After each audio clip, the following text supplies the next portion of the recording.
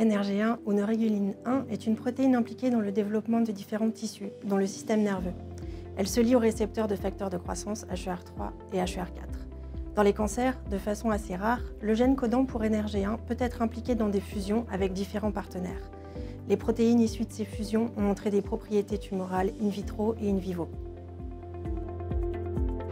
La protéine de fusion NRG1 interagit avec le récepteur HER3 ou HER4, ce qui entraîne sa dimérisation avec HER2 et l'activation des voies PI3K, AKT et MAP kinase de manière constitutive. Ce phénomène accentue des propriétés pro-tumorales telles que la prolifération, la migration et des propriétés des cellules souches. Ceci est particulièrement observé dans les cancers du poumon.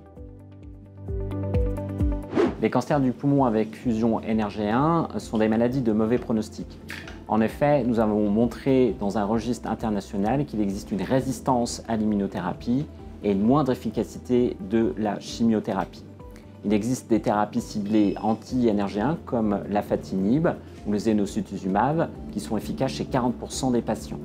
Il y a donc une question clinique importante, à savoir comprendre pourquoi seulement 40% des patients ont une réponse à ces médicaments et quels sont les mécanismes de résistance à l'afatinib et au zenocutuzumab.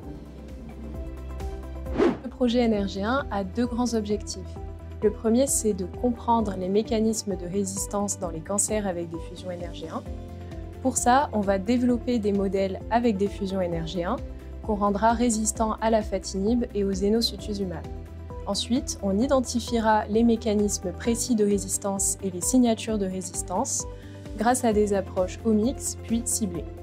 Le second objectif, qui découle du premier, ça va être de cibler pharmacologiquement ces mécanismes-là afin de mettre au point de nouvelles stratégies thérapeutiques. Le projet, donc nous l'espérons, permettra d'améliorer les connaissances sur NRG1 et d'améliorer la prise en charge des patients qui sont atteints de ces cancers.